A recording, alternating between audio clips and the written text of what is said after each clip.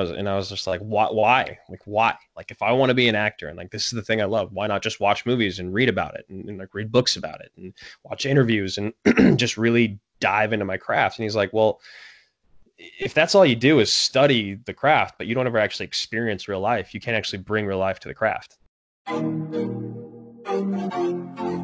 All right, guys, welcome back to my interview series. And luckily, I was able to line up another guest back-to-back weeks. I'm sitting down here with Andrew Guy, one of the co-founders of Action Industries. He's all over the media landscape out in LA. You've seen him on the Schmodown. You've seen him on Clash Royale. He is everywhere. Andrew, how are you doing, my friend? I'm doing all right, man. First, thanks for having me on. So we have our matching attire, which I'm excited about. I'm doing okay. The quarantine's definitely a little crazy, and being in our business, it is very much affected by it negatively. The quarantine specifically because movie sets or film sets or even broadcast sets, you need a bunch of people to be hanging out around each other very closely. So they're all kind of on hold for now. So it's interesting, but I'm doing all right. Yeah, well, that's good to hear. That is kind of what I want to start with this whole quarantine situation. I mean, a lot of your gigs, especially Clash Royale, which we can get into later, they kind of rely on, people being present and having audiences. I know when you did the Clash Royale in Japan, that was like in an arena, if I'm not Yeah. mistaken. Yeah, it So was in the Makuhari Messe, which is the most famous like game show auditorium or center. It's just this massive building where they film all the game shows that take place in basically Japan there. So everyone knows about it. It's super famous, and it was a really, really cool location to be at. yeah, so when, obviously they're banning crowds of, I think it's now down to 10 people or more is banned. So stuff like that's getting canceled left, right, and center. How are you filling the time with your just day-to-day routine? It's weird, man. Like I know that I need to be better with building a routine because that's part of staying sane. But when you don't really have to work, or you only have like a few things of work to do a week, with Action Industries, there's a few live streams and videos that we do to put up on our YouTube channel. But for the most part, it's not the same as going into a studio a handful of times a week, or several times a week. So for me, it's a lot of just like cooking and hanging out with my girlfriend and my dog. I try to go on runs because you obviously can't go to the gym. But it's been weird. I feel like I'm going a little stir crazy. Yeah, no, I hear that for sure. I mean, my routine is all warped. I stay up till, like 4 a.m. just because sleep until noon and you're just so your sleep schedule's so messed up. And I don't know, it's hard when you don't have that other person as your boss telling you what to do. It's hard to stay focused and stuff like that. But you did mention Action Industries, and I did want to get into that. We've seen a tremendous amount of growth in just a little over a year now. A Yeah. lot of the shows have expanded. It's now well into 1,000 subscribers. I believe it's around 1,300 now. Is it? Our YouTube channel. Yeah. It's getting close to 4,000 now. I think it's like a Oh, wow. 3.3 or 3.4, maybe around there somewhere. Okay. Yeah. So So it's it's I it's haven't. growing slowly. Well, still, but that's like we've seen a lot, especially with what happened with Collider. A lot of the creators there were able to move on to their own YouTube channels, but we saw like in that week alone just a tremendous amount of growth. But in this quarantine specifically, it's kind of nice to have that crutch of, oh, well, I can't, go out and do stuff for an audience, but I have this audience here, this virtual audience of, close to 4,000 people where we can do live streams. Take me through the mentality of now we got the weekly action guys. We still do the action unfiltered. What is that like? What is it like now with the whole situation going on? It's a little surprising because there's so much content out there that I think people are getting overloaded a little bit. There's maybe three or four streams going on at a time of people that you really all enjoy. So, how do you split your attention? How do you give them all your attention in the chat and stuff like that? So, the views they're surprisingly down a little bit, but doing the videos themselves have been a lot of fun because that people need entertainment right now. They need stuff to do. They're sitting at home. Just because there's a ton of content out there doesn't mean that they're not going to watch it later on. Maybe just they can't watch it live. So just the idea of being able to provide people with stuff to do has been one of the main reasons I'm able to get up out of bed and like be somewhat productive every day. It's because the people out there that do support Action Industries and have supported Ben and I for a long time, or even just recently, it's nice to kind of give us a purpose. We need them just as much as they may need us. So it's been a blessing, dude. Like it's been crazy, especially over the last year, as you said, how much we've grown. Even in the last few months, our Patreon and YouTube have grown exponentially. It seems like every single month they just get bigger and bigger. Which has been really great for us, especially because, again, a lot of jobs are on hold. So having the YouTube doing well and having our Patreon doing well is helping keep the lights on. It's helping pay the bills. So we're very fortunate with that to do, on that end. And again, they give us purpose throughout this weird time. Yeah, absolutely. And another thing I want to touch on with the audience is you mentioned how the views could be down because there's a lot of different streams going on, but it's almost more remarkable to have that tight audience of just really dedicated, loyal viewers. I'm not able to pop in the streams all the time, but when I do, I always see the same people just constantly, the super chats, commenting, asking questions, stuff like that. So even when you have like a solid group of say 100, 200 really dedicated viewers, I feel like that's what boosts the channel to begin with. So what's it like having those people?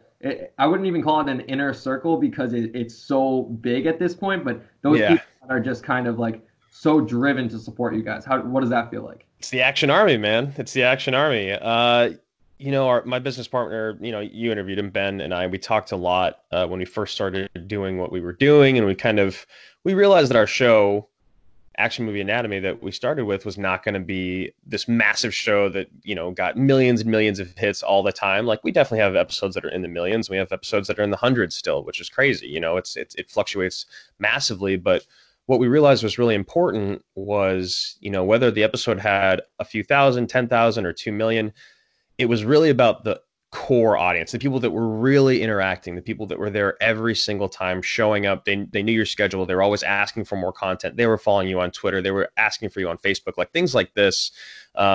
Those are the people that you knew you really had to pay attention to and kind of really appreciate them. And so we've done things throughout our entire careers to try to always give back to our quote unquote fans, but we like to call them they're our friends. Like you guys truly are our friends. Like we joke around, but there's this group called the Generals in the Action Army that, people that support our Patreon that we talk to on FaceTime. We used to use Google Hangouts, but now there's so many people. We have to use Blue Jeans just to get everyone in there. But we talk to them a couple times a week, which is more than I FaceTime with my family. Like I know a lot about these people. They know a lot about me.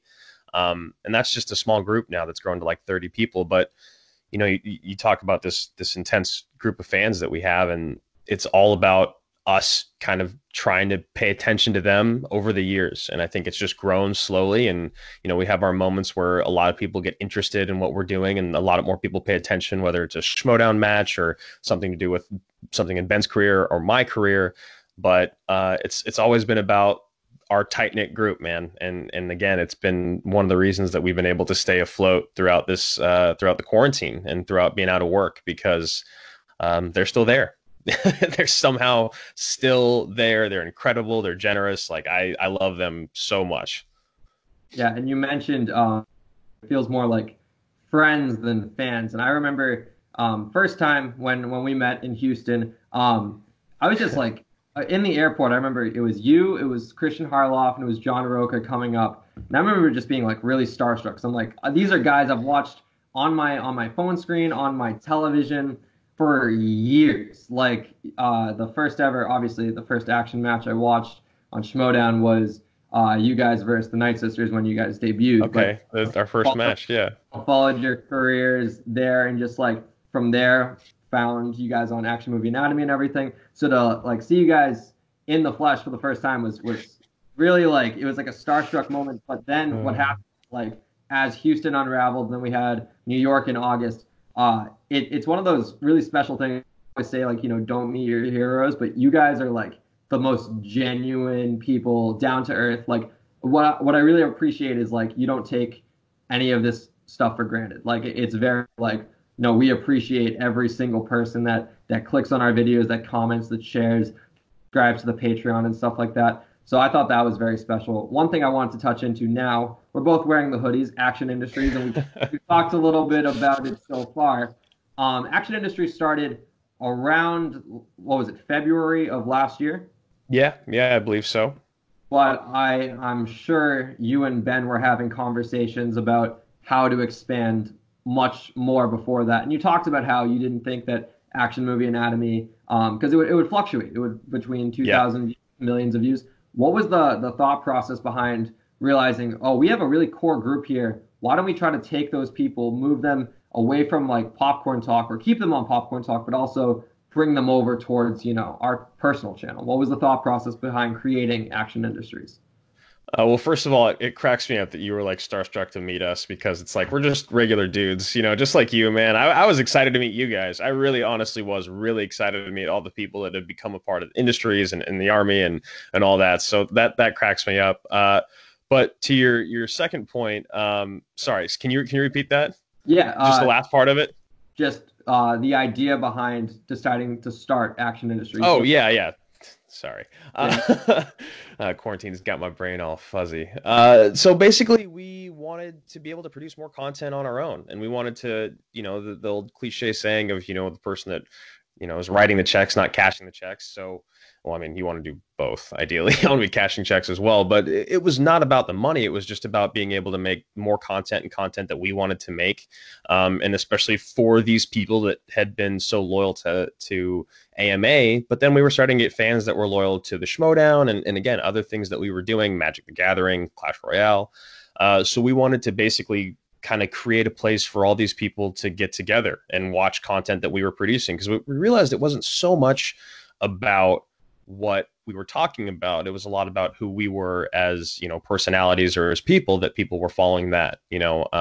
Obviously, if you're a diehard Clash Royale fan or Magic the Gathering fan, you're not going to want to watch us talk about movies and vice versa.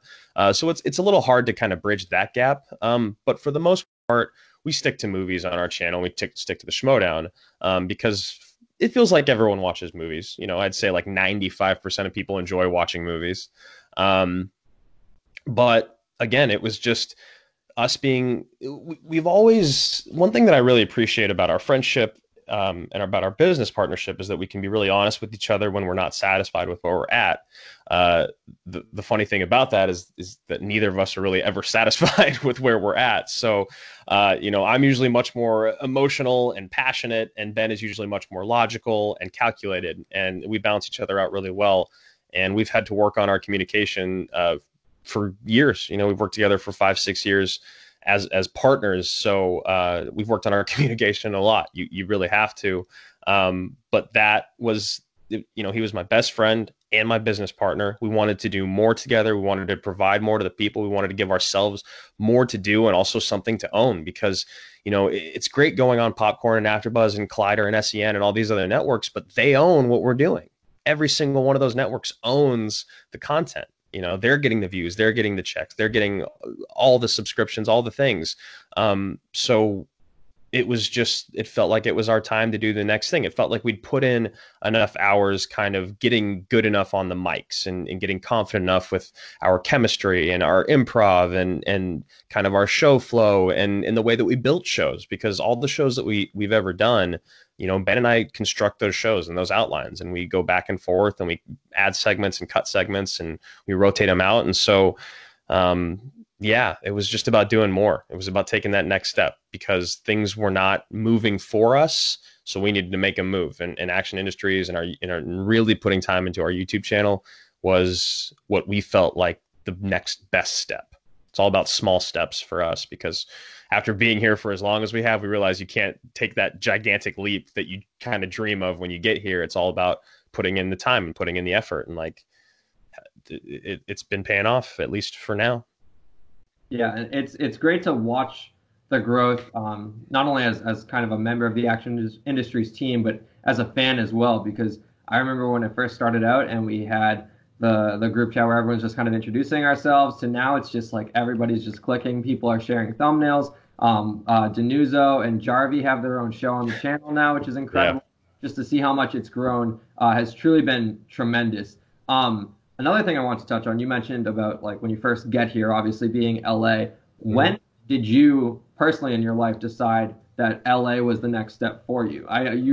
It's Washington State is where you're originally from, correct? No, that's Ben. So I'm from Oregon, but we were both Northwestern people, you know, and he was in he came here before I did, Yeah. a lot younger than I did. I came 10 years ago. This September is actually 10 years for me.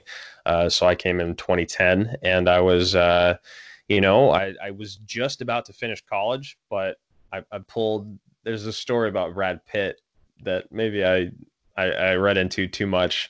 But I had decided that no matter how close I was to getting my degree, I wasn't going to get it. I was going to drop out before I graduated and I was going to move to LA to pursue my dreams because I knew that I was the type of person that if I had a solid fallback plan, um, I would take it if things got really tough, which things have gotten really tough in LA. You know, it really has, and it's really been over the last few years where it feels like I've kind of finally broken through, financially, if you want to call like your stardom, whatever that is. Like, I still think like, you talk about A list and B list. Ben and I always joke, we're like Q list to T list, like we're moving our way up.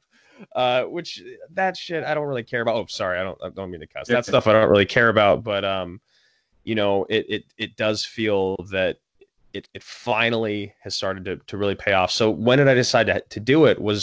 It was even before then. So I started going to school for medicine because I come from an Asian background, and that's it's like doctor, engineer, lawyer. Those are the things you're told you're supposed to do and can do. So I started going to college with a focus on pre med, and I just hated it, man. I just couldn't. I didn't really ever like school, but I was always good at it. And this was a point where I didn't like school and I really wasn't that good at it anymore, and that became like a really hard curve to hit, like, because it just all of a sudden happened. Like, you went from being, doing kindergarten through being a senior and it was just a cakewalk with great grades. And then you hit freshman year of college studying some other things that you've never even heard of before. You've been looking at organic chemistry and like pre-calc and things like that. And I was just like, what am I doing? I don't care. I'm not smart. I feel like I'm not smart enough to do this. So I was like really lost for a while and like super depressed. And then I started taking a psychology class, which led to sociology. This was still all my freshman year. And then it was like in the about to be the beginning of my sophomore year that I started taking acting classes again because of my sociology teacher telling me, like, if this is something you really like, you should look back into it. So I did. And then from there, I got a scholarship, which led to directly focusing on theater. And it was from like that moment, sophomore year of college, that I was like, I'm going to go to LA. Like, I'd loved this for so long in my life, but I'd never really paid attention to it. Like, I'd always loved acting and I'd always loved performing. But I always focused on sports because it was kind of like the cooler, more mainstream thing to do. It's what all the cool kids were doing and all the cool kids cared about. And so, as much as I loved theater and I took theater classes for as long as I can remember, like even back into elementary school, I was in like the school play, but then I just stopped being in plays because they always lined up, like theater season always lined up with football season. So it was pick one or the other, or like theater season, play season. So I always ended up doing football. So that was the thing until sophomore year of college. I was like, here we are again. And I missed it. And it made me happy, like gave me purpose. I started losing weight because I'd gained a bunch of weight my freshman year because all I was doing was gaming. I was like a pro gamer for a while, and I knew that wasn't going to go anywhere. So yeah, sophomore year, I knew it and I pursued it for a couple of years. Didn't tell anyone in my family that I was going to drop out until senior year. After they'd already all seen me act and they all thought that they finally all were on board, like with me pursuing this as a career. They just didn't know how I was going to do it. Surprise, surprise, I was going to drop out and move to LA. But I still had to wait till after my roommates graduated because I moved down with a couple people. So the whole thing for them, they still are just like, why didn't you just graduate? But for me, I'm still glad that I didn't. I think it still ended up working out pretty well. So it's been a long time. I guess it's been about 12 or 13 years since I knew I was going to come down here.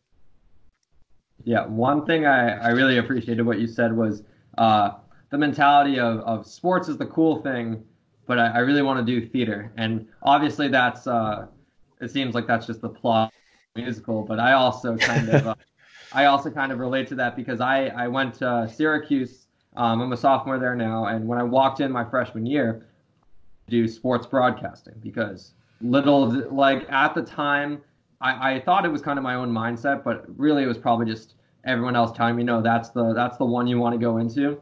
And then after being rejected for a sports show, I auditioned for an entertainment news show, and then literally 2 months later is when I start working with you guys at Action Industries. And obviously, Wow. the channel was small at the time, but it's grown exponentially. And I remember just a little tidbit before I ask another question is I remember walking out of the interview. I went into a podcasting room in the broadcasting college. That's why the walls were like soundproof and everything. And I Yeah. dressed nice. I was You like, I want just to were, yeah, you were make super sure. pro, man. We were very impressed. And I walked out and I immediately was just like, I'm just so overwhelmed with emotion. I have to like vlog this right now. So it's somewhere in my phone Oh videos, man. but it's just me being listen, like I think I found my niche, like sports, like maybe that getting rejected was probably just a sign because like entertainment news is what I want to do. And just a month into doing stuff for Citrus TV's entertainment, I get this gig with these guys that I've admired for 2, 3 years at this point. So that was really special to me. So to hear you talk about that and kind of finding what you wanted to do and then have that work out for you in LA is pretty special.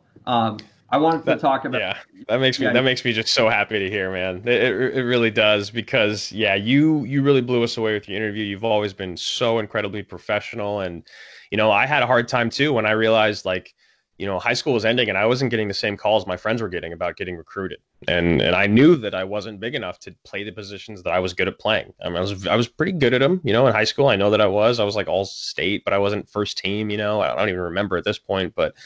Um, I knew that this just wasn't going to happen for me. So that's when I just was like, I don't know what to do. I don't know what I'm going to try. And then I tried a few things, and yeah, here we are, man. So I'm glad that you at least figured it out a little bit faster than I did. it's still the same, like I guess college epiphany. But Yeah. one thing I want to touch on is when you first got to LA, what was the mindset like? Because I know when you first start a new thing, it's hard to keep that passion. Like I always see, there's this guy on YouTube that I watch. He does like inspirational videos occasionally. Prince EA. I don't know if you've heard of him, but he always talks about New Year's resolutions, and people will hold on to them for 2 weeks, and then it just fades, and then you don't fulfill it. What was that like when you first get to LA and you're essentially a kid with a bunch of dreams, and you're obviously still there 12, 13 years later. Yeah. What was it like just kind of like compressing those ideas and then eventually, getting gigs down the line? What was that like when you first got there? Uh, not nothing like what you imagine. Like nothing even close. Even the moving process down here. I'd moved down here with three people originally, and then it ended up being two after the first person had like a mental breakdown after being down here a week. And we were about to sign a lease because our original house fell through. And like even just first getting here was already a nightmare. Like we stayed in a hotel for a week. We stayed at our buddy's, family's house in San Diego for a couple of weeks, just coming back and forth to LA every day, trying to figure out a place to live. So immediately that was rough. And then, the one person moves back and then you realize how expensive everything is, especially because you spent all your money trying to figure out where you're going to live and signing leases and losing deposits and getting a speeding ticket driving down from Oregon, which was not ideal. But yeah, it was tough. So then you got to get to work, right? And I was lucky enough to immediately get jobs with my aunt has owned restaurants in LA for years. So I got a job at a couple of her restaurants, worked my way up, but I mainly liked waiting tables. So I did that for a long time. And I like fell in love a couple times and that got distracted because you move to LA and there's just beautiful people everywhere. Everyone is beautiful here, right? So I just fell in love a handful of times and I feel like that wasted a few years. So it felt like after being in LA for 5 years, I hadn't done anything yet. Like nothing that I wanted to do, right? Like I barely acted at all. I hadn't started hosting yet. I'd basically just been working in restaurants and like getting really good at waiting tables and like managing restaurants, and great. Like that's not why I came here, but I never really had that like, this is not why I came here conversation with myself. I just always knew that it wasn't. I knew it was coming. Um, but I had to go through like a horrible breakup to kind of reset myself. And so that was like, 6 years ago now. And that was like right when things started. That was, and literally it's just staying in LA, staying sane when you're here, and just always trying to find the next thing. And you got to know it's going to come, because it is going to come as long as you stay and you keep working. But, you see tons and tons of people that leave after months or years, and you see people that can't afford to stay here because it's so expensive, especially with what's going on right now. I've already seen a handful of friends that have bailed back to their parents' houses or back to their hometowns because they just can't afford to stay in LA without work. And obviously you completely understand, but it's brutal, and it's so rough because those people have put in so much time and effort. And, so what was it like for the longest time? It was really disheartening, and it was really difficult, and you felt like you were lying to yourself a lot, like the whole fake it till you make it thing. But then you start making it like little by little by little, like you start landing smaller jobs, whether, for me, it was, again, it's just like baby steps, man. It was like taking improv, taking improv classes, and then getting on an improv house team, and then starting doing an after show, then starting doing AMA, and then landing commercials after getting a commercial agent. It's a progressive, like, downhill thing. And it's not just only downhill. There's still plateaus, and there's still moments where somehow you like roll backwards, even though it feels like you're going downhill. But I think it's all just about perseverance and staying here, and like trying to stay honest to who you are and like what you want to do, and being okay with that changing. Like, I never thought in a million years, or actually not even never thought, I had thought about it. I was completely against ever doing a YouTube channel or ever live streaming or ever, like, it was not in my will. Like, I was an actor, and I was a classically trained actor and a thespian, and that's what I came here to do. And I will audition and I'll land roles. And you got to wake up sometimes and realize that, yeah, you can still do that. I've still starred in a movie. Like, I don't know how many people have actually starred in a feature length film. And like, I still haven't seen it, and it still hasn't come out yet. It's coming. But that is like a part of my dream, that like my real dream that's happened. And it happened a couple of years ago, and I'm still waiting to see the final edit. Like, I've spent most of my time in LA as like my successful part of LA as an entertainer, as a host. And it's funny now, it's like almost like hosting has become what could be my fallback career as opposed to acting. And I love hosting, but it doesn't quite fulfill me the same way. I still have that dream. So, take those jobs as they come, make yourself as available as possible, is what my mentality was. Work for free, like pay to work until you're getting paid to work. And then slowly you'll start to get paid to work, and then you'll get paid more. And then one day you'll get paid so much that you're like, are you sure? Like, this can't be right. Like, this is only for a day, or this is only for one shoot. And then you realize, like, holy crap, like, this is a small, and you got to hold on to those small victories too, because they come very few and very far between. And even when you land a job, like, let's say you land a great job hosting a show. Even like, this is not true to me for Clash Royale, so I want to make that very clear. So we'll just say an esport instead. But let's say you land a job where you're broadcasting for something 3-4 days a week. After a few months, that spark of initially landing that job is not there anymore. Like, yes, you're still grateful, and yes, you still go to work every day and you're like, this is so cool. Like, this is so much cooler than what I could be doing or what so many other people are doing. But you still got to somehow realize that, like, that spark's going to go away, and you still got to look for the next thing. And the satisfaction behind getting those jobs is really what makes you feel like you're progressing. Whereas, like, having a job and staying there for a long time here, for some reason, it feels like being stagnant is death, which is almost a curse in my mind. But yeah, man. So I don't know. I guess I kind of rambled on there at the end, but that's kind of how I look at taking these jobs and finally getting the first one to where I am now, because I love all the things that I do, but I still always need more, and that they don't always come all the time. So when you do get them, I just try to celebrate those victories as much as I can. Yeah, and I appreciate you called it a long-winded.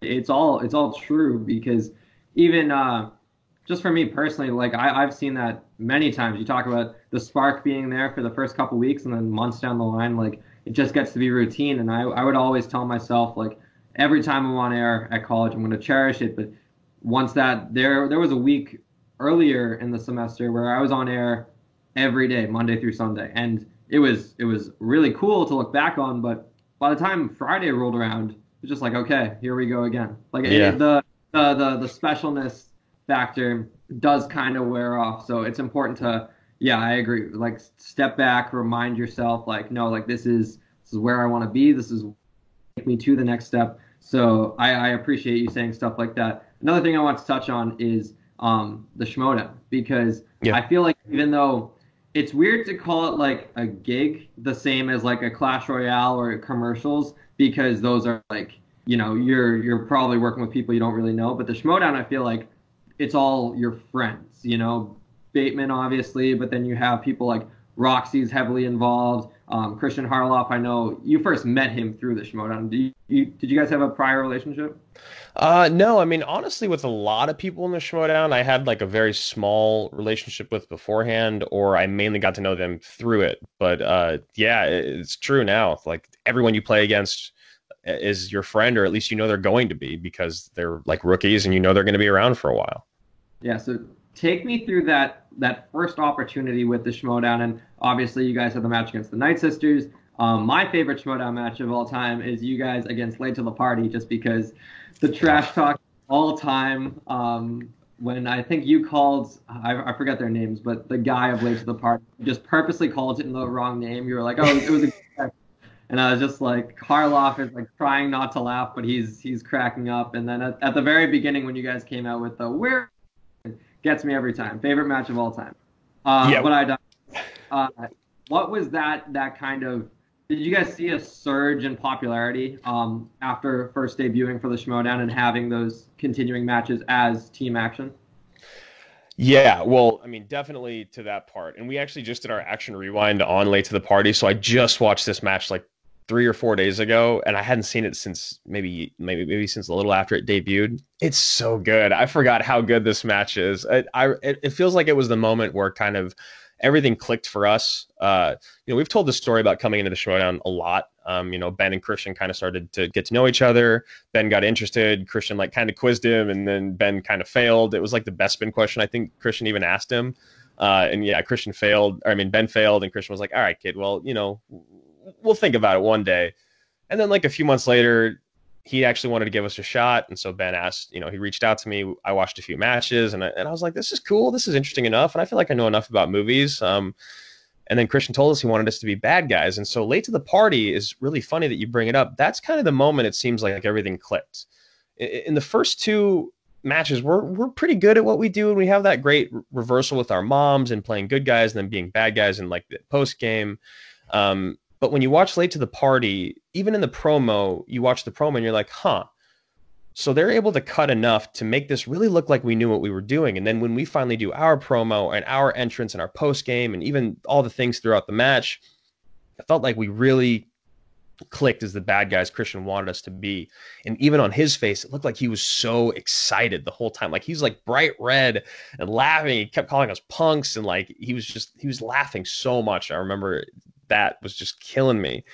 And it felt like for all three of us, that was the moment it clicked. And I think that was also kind of the moment it clicked for the fans. I think they kind of realized that, these guys are just the worst. Like they're always going to be bad guys. I don't know if that's who they are or not yet, because there hadn't been a lot of characters that were as strong as we were, like leaning into the kayfabe, the true wrestling aspect of it. So a lot of people hated us, but they also loved to hate us. And that was when you got a lot of followers on Twitter. And, that's when the Action Army Facebook page started and these things all kind of started to click together. And just as much as we owe everything to Kevin and Maria, the owners of AfterBuzz, who let us start doing movie anatomy there, we owe just as much to Christian for letting us join the Schmoedown and kind of envisioning us to be the bad guys and then letting us run with it. Because I think Christian knew what he wanted.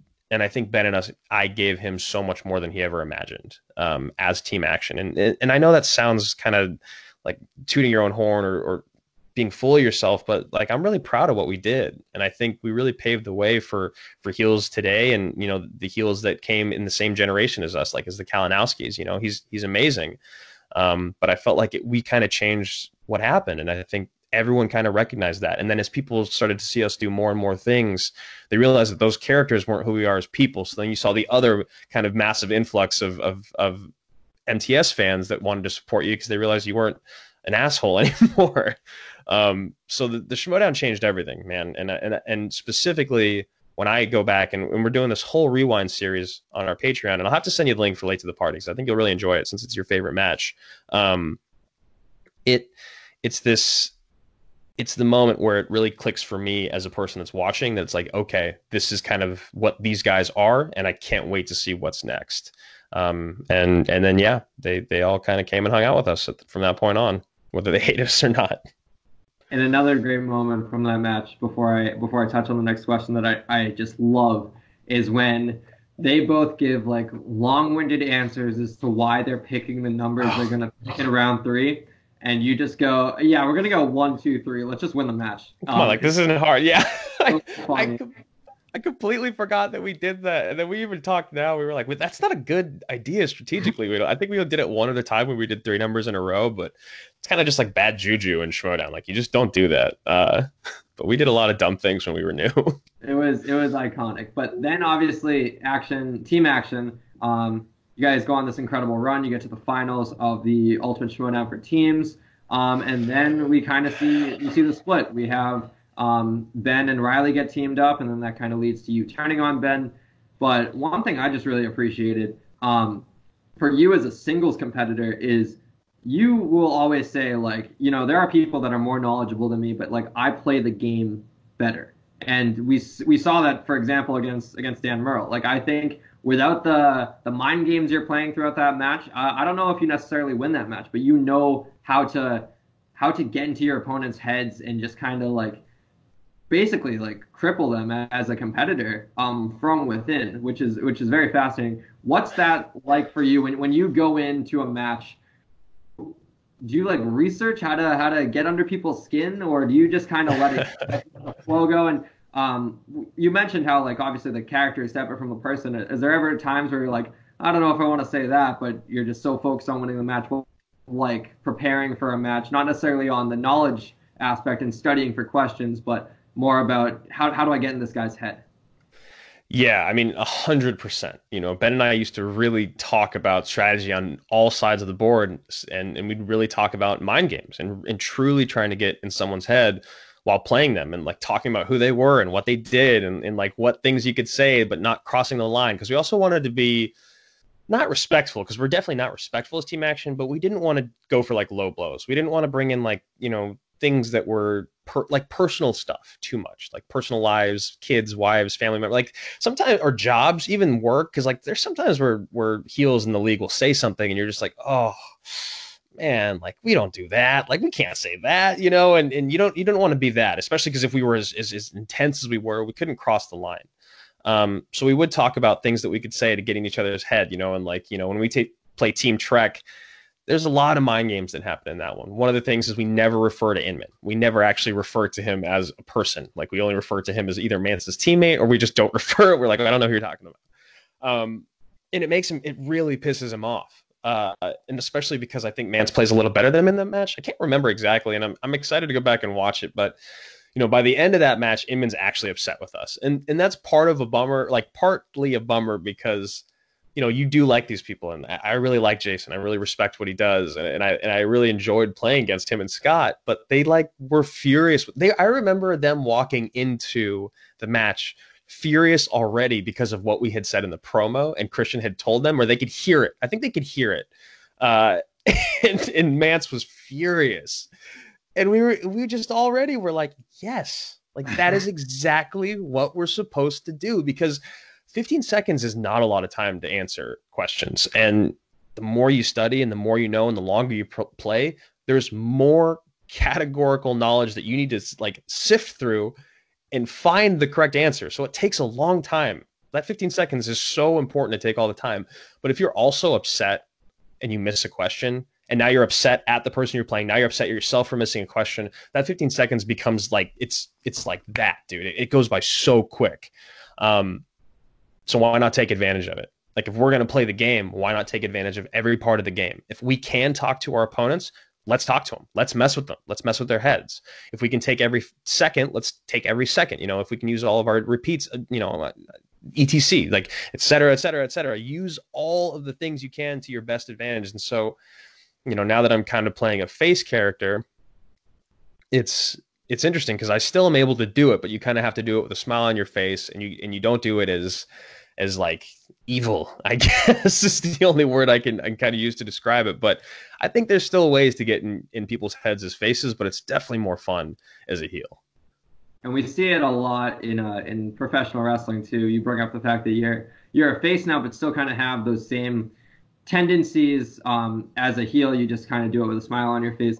You see it a lot in pro wrestling that heels just get so popular with the fans. Like management has no choice but just to turn them face.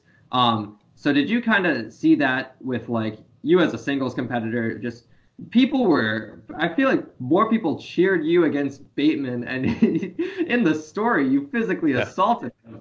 So it's crazy to just see how like people just back guys so much, basically because you're good at your job. Like that's the fascinating thing about heels in pro wrestling and even in movies and everything. When someone plays the role very well, the fans just tend to like respect that, and then that turns into admiration. So now that you're playing a good guy, how has that mentality kind of shifted? Do you still, like, oh, well, they're cheering me when I was doing these evil things. Do I just keep them up and do it with a smile instead of a smirk? Or do I try to like shift my persona ever so slightly?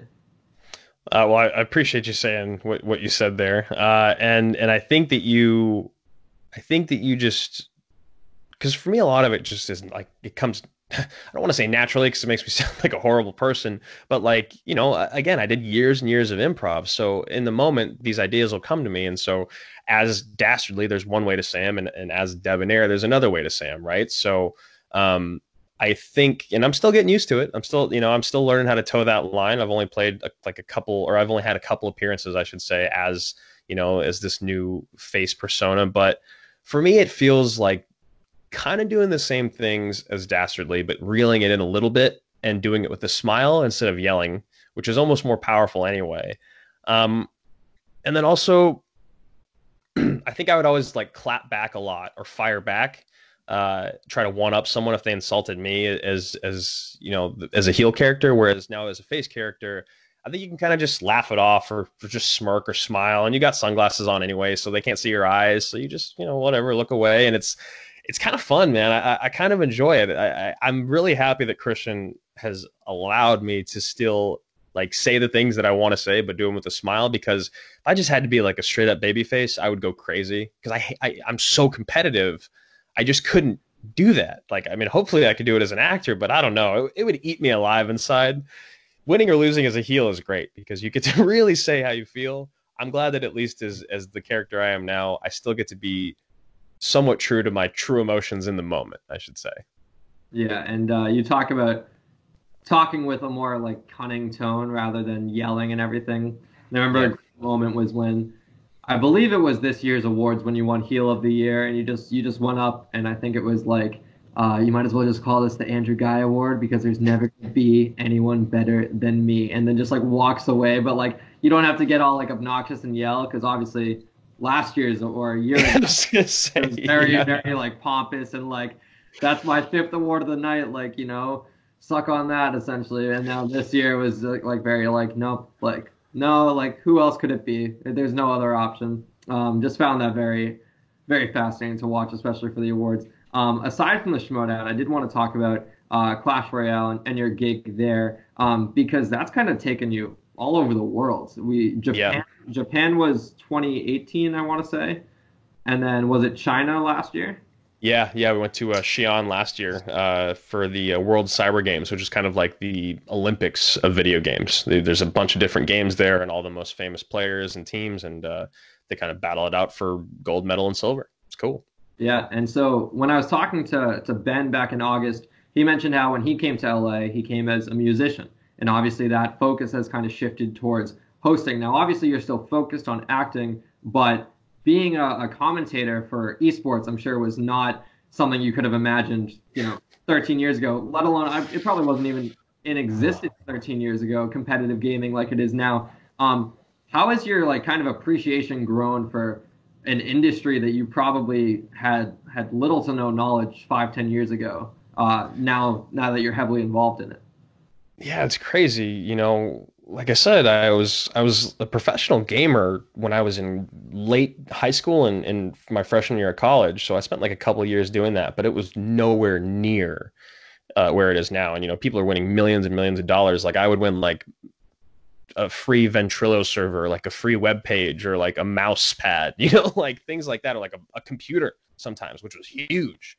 Um, but I completely fell out of it because, for me, gaming became really unhealthy because again, I'm so competitive. I would spend day and night just gaming all day, every day, gaining weight, eating fast food, drinking soda. And like, when I went cold turkey with gaming, I was just done. So I totally fell off. And like you said, I had no idea what the esports scene looked like. I like played League of Legends for a moment, like maybe 6 months for a moment in college, like later on in college, I think my senior year, and then I was just done with it. So Clash Royale became it was originally from Clash of Clans is how I found it. It was this game that I picked up a few years before I started playing Clash. It was probably like 7 years ago now. I think I hope that's correct on my timeline, but maybe a little more recent, 6 years, 7 years, whatever. Uh, and it was just like a game that I could play to distract myself, but I couldn't get so crazy competitive because the first thing about it was like you could only play so much at a time, which was good for me, right? Because again, so competitive, all I want to do is when I play a game, I just want to play a ton of it. So flash forward to a couple of years later, Clash Royale comes out, and that's basically a more competitive, faster version that you can play as much as you want. And I fell in love with it, and it was like, oh my god, I'm starting to kind of get flashbacks of my addictive gaming behavior. Um, and then all of a sudden, one day, I woke up and there was this notification in game that was saying they were looking for hosts for CRL season one, and I was like, oh my god, like I've already been hosting for a little while now, a few years, and I love this game, and oh my god, like please let me be able to combine gaming and work so I could just play video games for work and then say that I'm working. Because when you're an expert commentator, essentially all you need to do is learn more about the game. And how you learn the most about the game is you watch people that are really good and you play. Um, so it was like a blessing. It's like been the greatest blessing as a job. Like when you talk job wise in LA, like yes, the movie still to me is like one of the things that I look at as maybe my greatest like personal accomplishment for me, like the thing that I wanted to do. But CRL has changed my life like in and out. And I cannot thank Supercell enough for everything they've done. Um, but it was a really tough audition process, but I took it incredibly seriously. Like the same way you talk about how you showed up for our thing in like a rented out room, soundproofed in a suit, or like you had a shirt and tie on. Um, I went and asked my studio at Popcorn Talker at AfterBuzz. I asked a good friend of mine who was a producer slash engineer if he would help me make this audition tape with multicams and with like I got graphics to put on all the screens in the studio, and I got him to do like some funny cuts for me. So it wasn't too much editing. It was just like one cam to wide cam. So that was my first audition tape, and there was literally 4 or 5 more rounds of auditions for like 7,000 people, and then there was a chemistry test, and I ended up not getting the job originally. And it's really funny why I didn't get the job. It was because of the wardrobe that I wore to the final chemistry test with the producers from Supercell and from Whizbang at the time. I wore like a 3-piece suit and tie, and I wore like a pink shirt and like a gray suit and a tie. And all the people I was competing against wore t-shirts and jeans, because they knew the gamer audience. They knew their demographic, and I thought I did because of like what we were, the prestige of the job essentially in my mind. So I didn't get the job originally, but they put me on call as kind of like a backup help to production because they knew I knew the game, and they knew that I could assist if one of the announcers couldn't perform. After the first month and some things happened, they ended up just putting me on full time with my friend Rich, and haven't looked back since until, right now we're in the midst of a season that's on hold, or at least it feels like it's on hold. I don't really actually know what's going on with it at the current moment because of coronavirus. So, yeah, man, that's Clash. And again, I still love it. I still play it. I'm still so thankful for it. I still can't wait for this season. But finding that job and going through the months and months of auditions for it was really tough, but it was definitely worth it. Yeah, and it's interesting what you say about showing up in a three-piece suit for an audition, because obviously that's the mentality when you go Yeah. anything professional. But it's what the broadcast industry or just the media industry is now, where it's ever evolving. You see constantly will have their Snapchat story, and people who are hosting that are wearing, a jean jacket and a polo, and just like trying to relate more to a younger audience. So it's Yeah. fascinating to watch how the industry is. I wouldn't say that it's growing less professional, but it's becoming more self-aware. It's understanding. No, if someone's wearing a suit and tie to a young person, that might be, oh, they're just someone being fed lines. But if they're dressed like me and they talk like me, then they probably think like me, and they know aspects of the game that someone in a suit and tie you might not buy into as much, even if they're talking like they know it. Just based on appearance, you might just cut them out as an audience member. So it's interesting that you mentioned that, just because it's like it just shows how much the industry has shifted over time. Kind of Well, it's crazy, man. Like it's actually crazy to me when I think about that I could have lost this whole opportunity because of what I wore. Because in my mind, when I see someone in a suit on camera, I feel taken care of.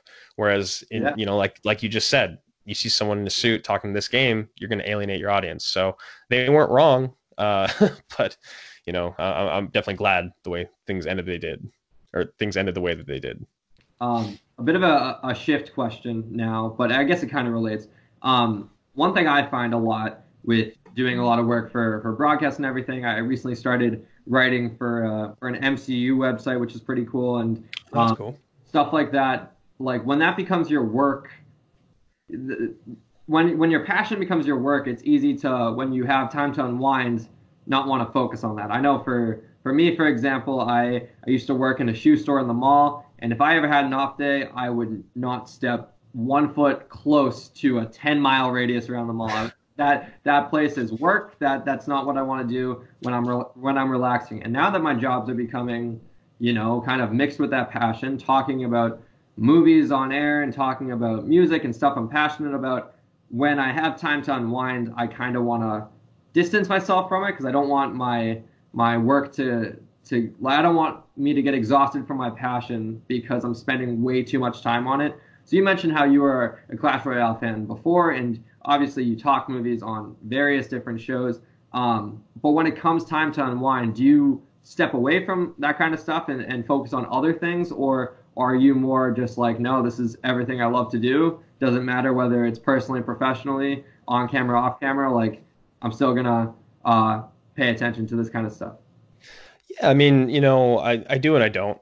Um, I remember in college, one of my theater professors, he was talking to us about going out and experiencing the world, and like what our other hobbies are, and like paying attention to. And I was just like, why? Like, why? Like, if I want to be an actor and like this is the thing I love, why not just watch movies and read about it, and like read books about it and watch interviews and just really dive into my craft? And he's like, well, if that's all you do is study the craft, but you don't ever actually experience real life, you can't actually bring real life to the craft, no matter what the craft is. And this, obviously, we were speaking about acting, so it felt very much appropriate. But that's kind of how I look at everything, right? Like, I still love playing the game, but I also play other games to learn more about the space and learn more about the community and learn more about esports in general. And I love movies, but I also watch movies that I don't really enjoy that much, and other genres I don't enjoy that much, because it teaches me more about film, and it teaches me more about specific directors that I might not have followed before. So, there's that part of it. And then, of course, there's still just like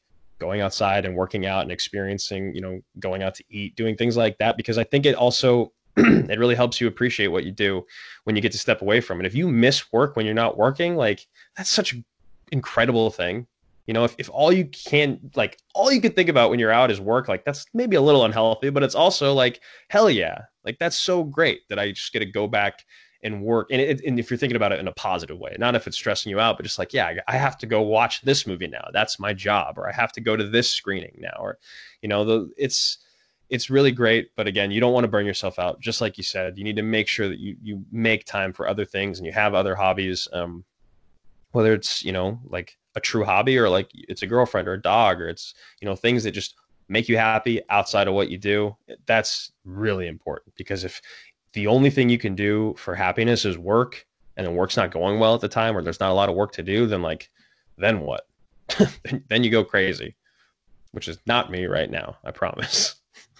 It's real though. And I'm glad you mentioned stuff like that because I feel it tenfold completely when you kind of get engulfed with your work and there's weeks where like I'll just be vibing very well at the studio and I'm like let me not spend 10 hours here today.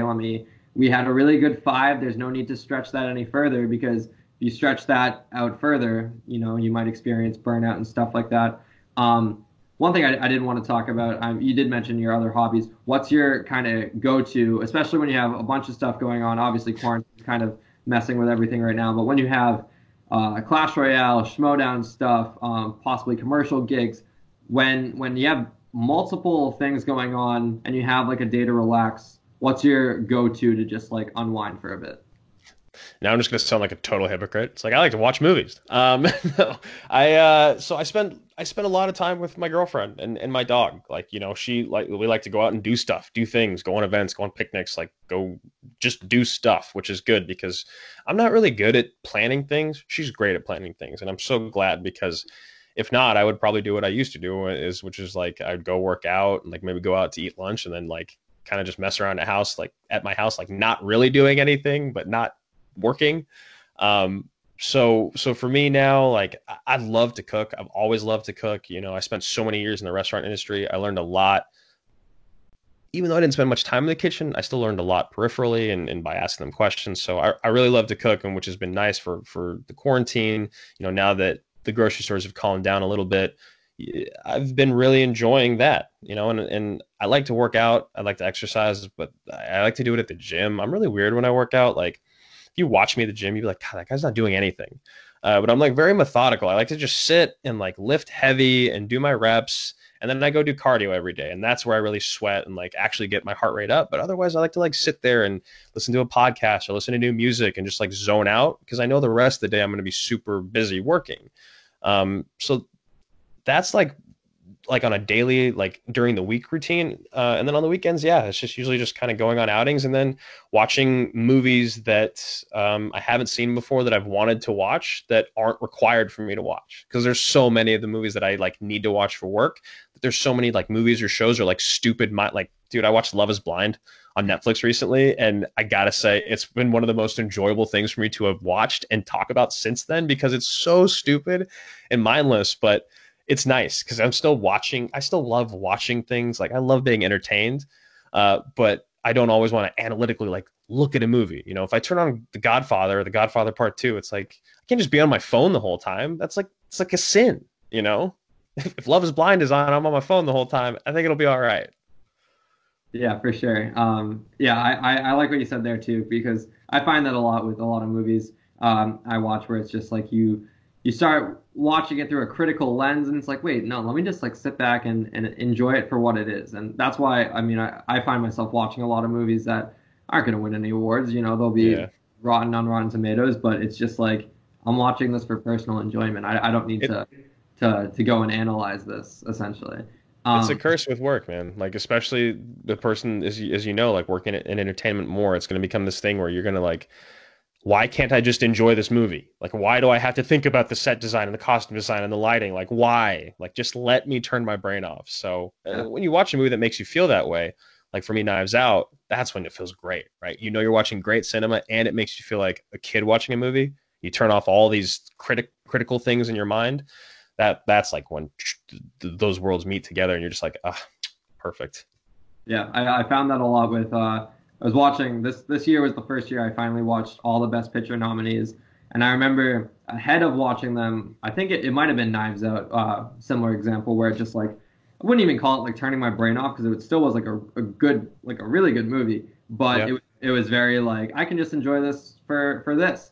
And then I watched The Irishman, and I'm sorry, but I despised that movie because it felt like because every other movie I was watching, I was like Parasite, loved it. Once Upon a Time in Hollywood, loved it. Even Ford v Ferrari, like loved that as well. Hmm. When I got to The Irishman, it just felt like a chore. It felt like I have to watch this. I have to invest 3.5 hours of my day into this movie, and I have to, you know, people expect me to say it's good because Scorsese, Pacino, Right.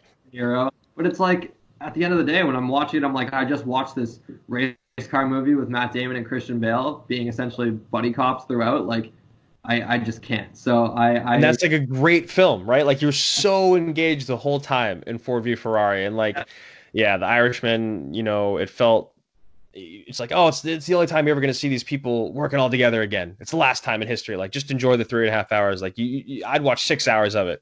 Like, no, it's lazy, it's sloppy, it doesn't look good. It's yeah. We don't need to get into The Irishman, but I'm totally with you, man. That movie, oh my god, in the theater, if I would have drank more, if I knew I wouldn't have fallen asleep because I could not stay focused during that movie. It was rough. Pesci was great. I'll say that. Yeah, 100%. One final question because we are coming up on about an hour here. I do always ask a 5 year question of where you see yourself in 5 years, but I kind of want to flip the script this time. Where if current day, present day Andrew Guy could talk to 5 years from now Andrew Guy, what's the one piece of advice you would give yourself for your future self in 5 years? I think what I'd probably do is if Voting. I could tell myself something in 5 years, uh, hopefully I'm in a position to where I just really need to remind myself to stay humble and remember where I was at the beginning of 2018. Because the beginning of 2018 was before I had ever had Clash. It was a really rough time for me financially, and like it was just tough, man. And it felt like I'd been here for a long time, and I was getting older, and things weren't really clicking, and like I was waiting on projects to happen. So I just probably just tell myself to just always just remember what every year's been like. I've always measured my years and um, the the magnitude of my failures because I think, and it's not to like be like, oh, you failed at this and that was such a huge opportunity, but it's more so the idea of like, wow, you didn't get this job, but you had the opportunity to get this job that maybe 3 years ago you wouldn't have even dreamed of being considered for. So I start thinking about the things that I didn't like succeed at, the auditions that I didn't land, or the jobs that didn't call me back, or whatever. And I think about those, and I go, wow, like those are huge failures. Those are amazing. Like again, Andrew for me 3 years ago would have never even dreamed that he was up for that job. So if I was to talk to myself in 5 years, and hopefully I'm just kicking ass and doing well, and life is great, and I'm out of this apartment and outside breathing the fresh air again. Is just to just remember what it was like when you first got to LA, what it was like after 5 years, after, this is going to be 10 for me. So in 5 years, it'll be 15, what it was like at 10 years. And just always keep remembering what got you there because I think that's the most important thing. Remember where you came from and to always stay humble with your work so that you can keep getting in positions to succeed again. Yeah, I can't agree more. Andrew Guy, thank you so much for joining me on this. Please plug anything you want to now, socials, action. Yeah. You guys can follow me at Andrew Guy on Twitter. You can check out Action Industries on YouTube. Our Patreon's patreon.com/Team Action. Otherwise, just support Liam, man. I'm glad you're doing this. I really enjoyed sitting down with you, brother. I really appreciate you as a professional and what you're doing. And God, I wish that I had my head on my shoulders as much as you do at your age, when I was your age, because God, I don't even know where I'd be now. I'm almost 32, and you are killing it, man. So thanks again for having me on. I really appreciate it. Well, I appreciate all the kind words, and hopefully we'll have another episode out next week. Lining up guests is difficult, but Andrew, thank you so much for being swift with your response and everything. And yeah, make sure you guys like, share, comment on this video. Any type of interaction really boosts numbers, and it will make it easier to get future guests. So until next time, that's been Andrew Guy. I've been Liam Crowley. Thank you guys so much for tuning in.